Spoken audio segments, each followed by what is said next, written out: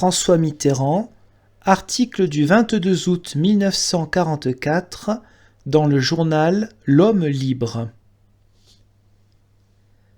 Depuis 3 jours, Paris se bat. Depuis 3 jours, une armée est levée dans chaque quartier, dans chaque rue, chasse l'envahisseur et reconquiert le droit de vivre. Déjà dans les provinces libérées, la preuve a été faite, la victoire des Alliés est aussi celle de la France. Car elle appartient à tous ceux qui la paient, et chèrement, de leur peine et de leur sang.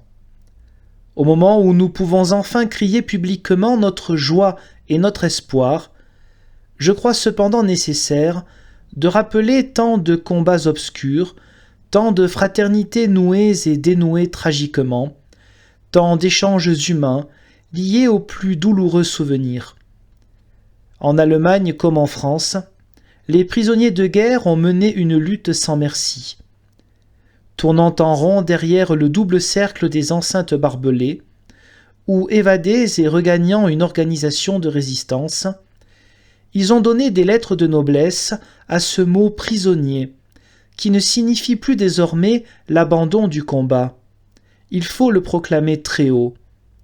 Les captifs de 1940 ont constitué le véritable deuxième front, celui d'Allemagne. Et sur le quatrième front, celui de France, ils sont encore en première ligne.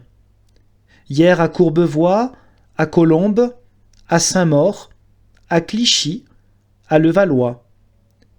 Hier dans tout Paris, aujourd'hui encore en Savoie, en Auvergne, en Lorraine.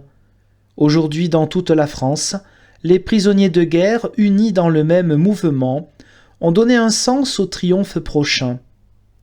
Fils captifs d'un pays captif, chiens qu'on croyait mener à la schlag, ils prouvent que la liberté gardée farouchement au fond de soi, comme un inaliénable privilège, contient en elle toutes les victoires.